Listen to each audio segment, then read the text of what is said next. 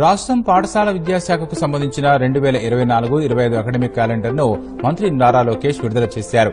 గతానికి భిన్నంగా ముఖ్యమంత్రి, మంత్రి ఫోటోలు లేకుండా రాజకీయాలకు అతీతంగా స్కూల్ అకాడమిక్ క్యాలెండర్ను రూపొందించారు.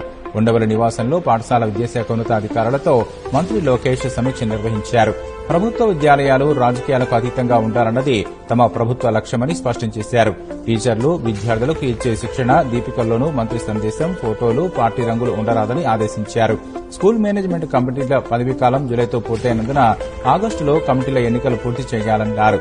పాఠశాలల్లో మధ్యాహ్న భోజనం నాణ్యత, మౌలిక సదుపాయాల మెరుగుదల పర్యవేక్షణ బాధ్యతను పేరెంట్స్ కమిటీలకు అప్పగించాలని సూచించారు. ప్రభుత్వ స్కూళ్లలో టాయిలెట్స్ నిర్వహణ మెరుగుపరచాలని, ఇందుకు అవసరమైన కెమికల్స్, ఉపకరణాల కొనుగోలుకు తక్షణమే టెండర్లు పిలవాలని ఆదేశించారు. సీబీఎస్ఈ స్కూళ్ల పనితీరుపై సుదీర్ఘంగా చర్చించిన మంత్రి లోకేష్ త్వరలోనే తదుపరి రూట్ మ్యాప్ ప్రకటిస్తామని చెప్పారు. కస్తూరిబా గాంధీ బాలికా విద్యాలయాల్లో ఖాళీగా ఉన్న టీచింగ్, నాన్ టీచింగ్ పోస్టుల భర్తీకి గ్రీన్ సిగ్నల్ ఇచ్చారు.